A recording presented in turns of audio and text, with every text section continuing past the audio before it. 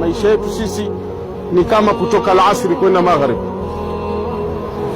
Sasa sehemu ndogo ambayo unawekwa ubavu, unalalia ubavu wako katika ardhi, ukikaa na kutafakari, leo katika dunia tunajenga magorofa, tunajenga majumba makubwa, vitanda vinakuwa vikubwa, si ndio?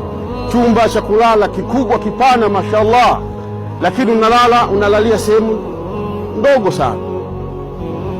Mwanadamu huyo, miliki utakavyomiliki ndugu yangu, lakini ardhi ambayo utamiliki wewe ni ubavu tu, sawa, wa tambo moja tu katika mkono hii, au koleo moja ndio ya kwako. Katika hii dunia tumeletwa kwa lengo maalum la sisi kufanya ibada, vyovyote utakavyoishi, lakini kikubwa ambacho unatakiwa kuzingatia ni ibada. Ukizingatia mauti, ina maana unatakiwa ujifunze kwamba kufanya mema sana. Ukiyafikiria mauti, kujifunza katika mauti au kifo cha ndugu yako, ina maana kuyakimbia maasi ambayo ulionayo hivi sasa.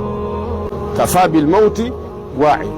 Kama wewe ni mvivu wa ibada, tariku sala, utaki sala, utaki kusimamisha swala, ni wakati sasa unapoona kifo cha mwenzako urudi katika swala.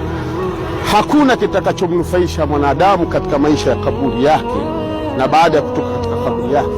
Hata kama tutakaa na kusoma dua, na kufanya nini na kila aina ya visomo tutafanya, lakini kama mtu alikuwa hana matendo mema, hayawezi kumsaidia chochote.